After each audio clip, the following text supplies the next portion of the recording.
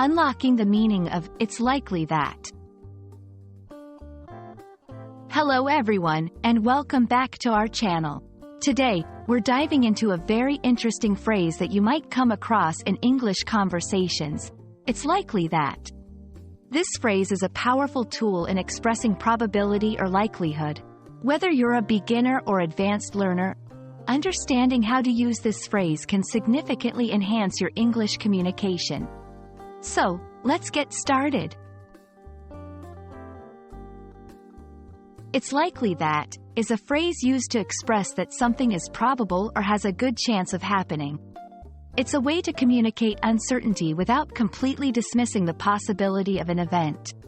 For instance, when you say, "It's likely that it will rain tomorrow," you're suggesting that, based on the information you have, rain is a strong possibility. Not all probabilities are equal, and "it's likely that" sits somewhere specific on the scale of certainty. It's more confident than saying, "It's possible that," but less certain than, "It's certain that." Understanding this nuance can help you convey your thoughts with the precise degree of certainty you intend. Let's look at some examples to see how this phrase works in different contexts. Predicting weather. "It's likely that it will be cold in January." Making plans. Considering his schedule, it's likely that he'll arrive by 8 p.m. Speculating outcomes. With the current trends, it's likely that online shopping will become even more popular. Using "it's likely that" is straightforward. You can start a sentence with it when you want to introduce a probable scenario. It's also versatile.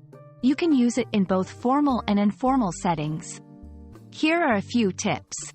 Combine it with future tense verbs when talking about future events. Use it to soften statements when you want to be polite or less direct. Incorporate it into questions to inquire about probabilities, such as, "Do you think it's likely that they'll agree?"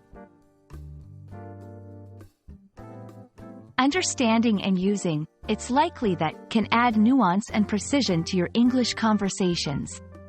It allows you to express probabilities in a clear and sophisticated way, making your communication more effective. We hope this video has shed light on how to use this useful phrase in various contexts. Keep practicing, and you'll likely find it becoming a natural part of your English vocabulary. Thank you for watching, and we look forward to bringing you more tips to enhance your English learning journey.